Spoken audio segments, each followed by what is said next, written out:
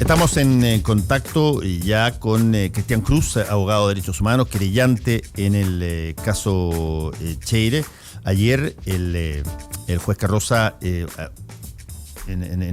hace pocas horas, confirmó el procesamiento al ex comandante en jefe del ejército, Juan Emilio Cheire. Cristian, ¿cómo estás? Buenos días. Muy buen día, Fernando. Dígame, por favor, así en sintético, ¿qué significa esta confirmación de procesamiento para Juan Emilio Cheire? Mire, lo que hizo el ministro fue dictar la acusación, y la acusación es el paso previo y necesario para la dictación de la sentencia de primera instancia.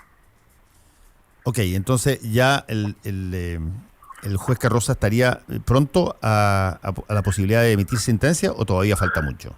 Correcto, esta es una etapa procesal necesaria sin la cual no es posible condenar a uno de los procesados, a un inculpado. Y los tiempos procesales, que obviamente son largos, aquí se acotan bastante, y por eso es que nosotros confiamos en que pronto ya se dicte finalmente la sentencia de primera instancia.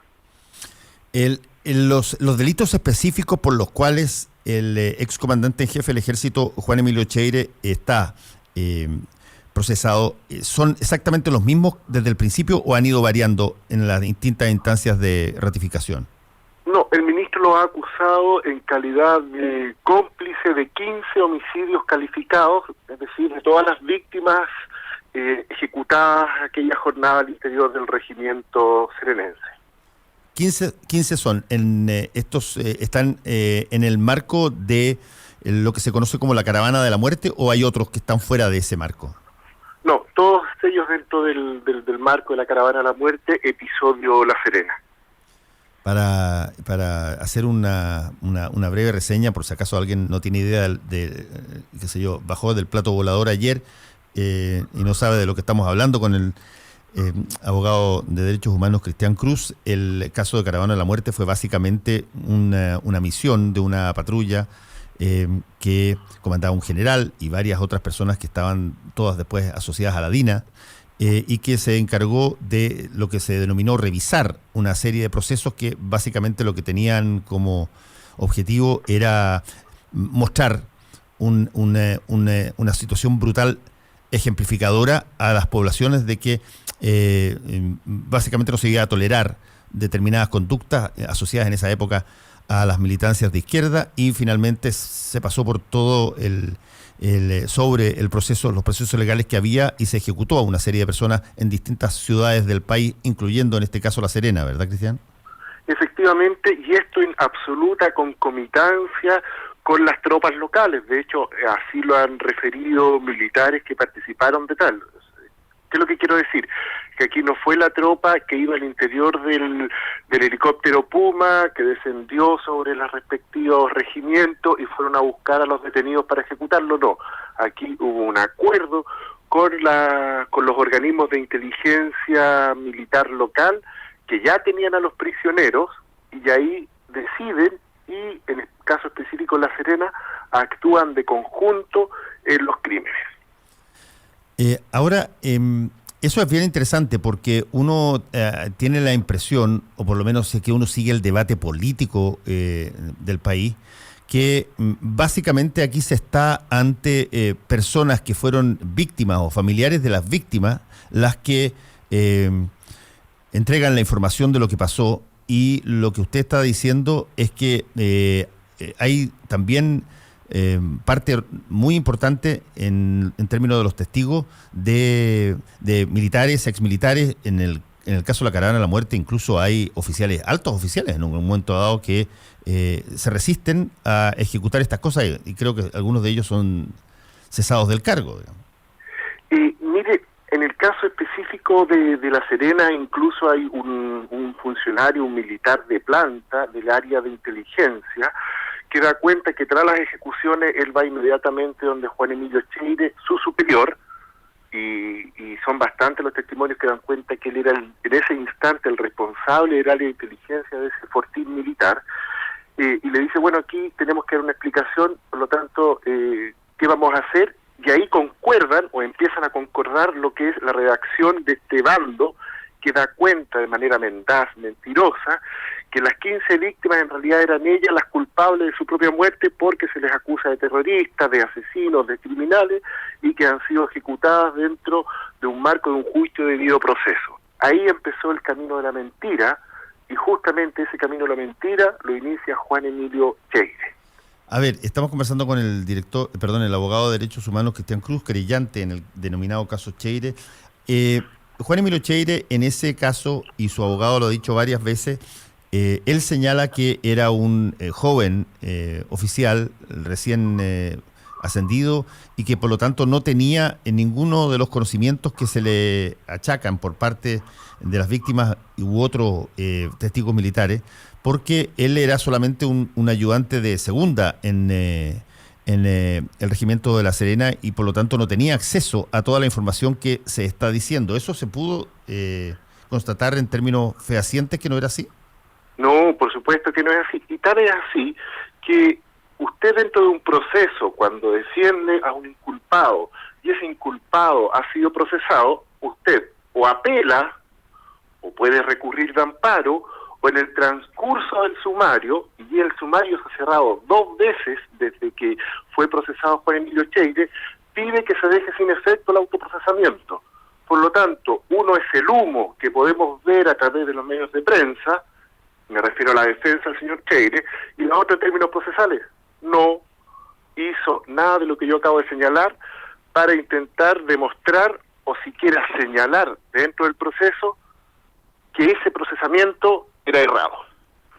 O sea, usted, por ejemplo, como contradictor de la defensa de Juan Emilio Cheire, esperaba o esperaría que apelaran de la instancia o se fueran con un recurso de amparo o alguna cosa así para intentar demostrar que no tenía acceso a la información que ustedes le están imputando. No, yo donde los medios de prueba eran tan contundentes, yo justamente suponía que no iba a hacer nada de aquello.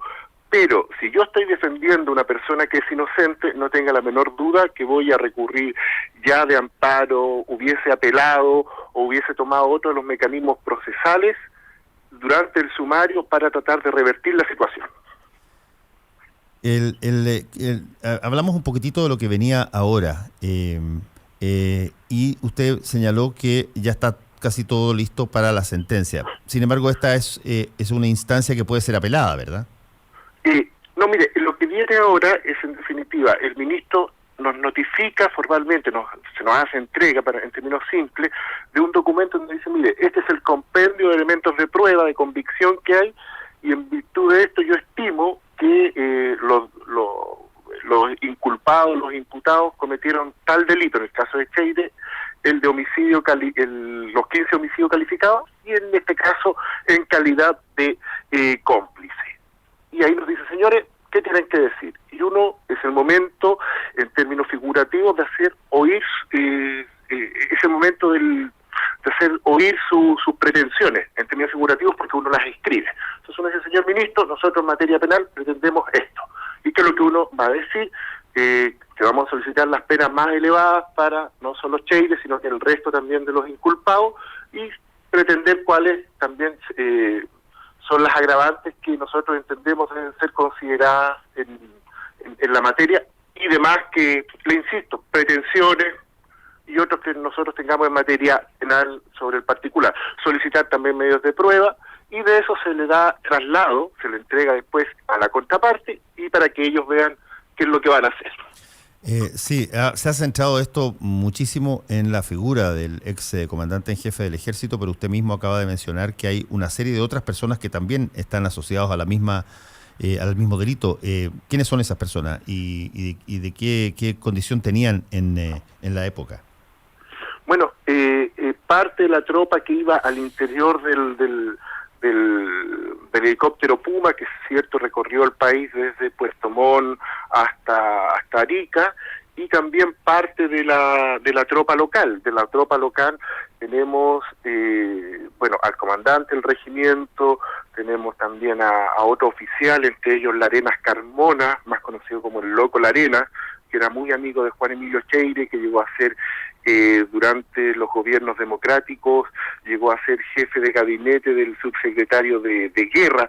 Lo que quiero decir es que aquí muchos de los que participaron en actos de represión lograron de manera fraudulenta, engañosa, alcanzar grandes puestos dentro del régimen democrático, dentro del mundo civil e incluso dentro del mundo académico. Y Juan Emilio Cheire es la niña bonita, el ejemplo máximo de aquello. Y ciertamente que esta causa está en este estado, es decir, hemos esperado tantos años justamente por la tremenda protección que recibió el señor Cheire, no solo por parte de los militares, porque es fácil echarle la culpa al ejército, sino que también por parte de las autoridades civiles, democráticas, de la Concertación, que han blindado durante demasiado tiempo a Juan Emilio Cheire. ¿Y eso usted lo atribuye a qué? ¿A que fue nombrado en ese mismo periodo como comandante en jefe del ejército, o que hay una razón, no sé, de un acuerdo tácito de, por ejemplo, no vincular con situaciones de derechos humanos a excomandantes en jefe del ejército? Mire, yo creo que ninguna autoridad está dispuesta a reconocer errores, y quizás una muestra de ello fue el Transantiago. Funciona mal y nadie asumía culpa, y recién Ricardo Lagos hace muy poco dijo algo así como, mire, sí, estuvo mal. Recordemos que la primera vez le echó la culpa a la presidenta Bachelet. Ella finalmente lo impulsó. ¿A dónde voy? Jamás la autoridad va a reconocer que a lo menos, porque yo no quiero ver mala fe, que a lo menos hizo mal en nombrar a un oficial de ejército cuyo nombre ya estaba en los archivos de la Vicaría de la Solidaridad como partícipe de los consejos de guerra al interior del Regimiento La Serena, y donde los documentos daban cuenta que el interior del Regimiento La Serena fue un verdadero campo de concentración a nivel regional respecto a los prisioneros políticos, donde eran torturados, asesinados, las mujeres vejadas. Entonces había que sumar 2 más 2. ¿Cuál es la razón por la que Juan Emilio Cheire llegó tan alto? Nosotros suponemos que fue esta componenda que se dio en España, donde participaron representantes del Partido Socialista y del Ejército, pero eso es solo una suposición, y dentro de ese ejército, dentro de los miembros del ejército, estaba Juan Emilio Cheire. Esto es una actividad del orden, entre comillas, académica, que se dio en España, obviamente antes de la asunción de Ricardo Lagos a la presidencia. Sí, estamos conversando con Cristian Cruz, abogado de derechos humanos y querellante en el caso Cheire. Este es el único caso que ha sido atribuido al ex comandante en jefe, ¿verdad? ¿O hay otro? No, hay otro. Él en este momento también es objeto de un proceso imputado por tortura, en razón que el hermano de una de las víctimas, y se ha acreditado, más allá de su palabra, con documentos de gendarmería, la veracidad que este joven, este menor de edad a la época, fue detenido, llevado al regimiento de La Serena el día antes de la ejecución, finalmente trasladado desde ese regimiento a la cárcel, que es lo que nos dice don Nicolás Barrantes. Cuando yo estaba ahí, quien me interroga, quien me tortura, es Juan Emilio Cheire. Y la tortura, o el interrogatorio, se basó en que le dijese las actividades de su hermano y los amigos de su hermano. Y si a eso sumamos que su hermano fue ejecutado y que es varias de la tropa local que da cuenta que Juan Emilio Cheire era jefe de inteligencia, por eso le digo 2 más 2 es 4, pero obviamente lo estoy sumando con el caso Caravana, pero él hoy día es objeto de un juicio por las torturas a Nicolás Barrantes. Cristian Cruz, muchas gracias por haber estado con nosotros en este día. Muchas gracias a usted, tenga buena jornada.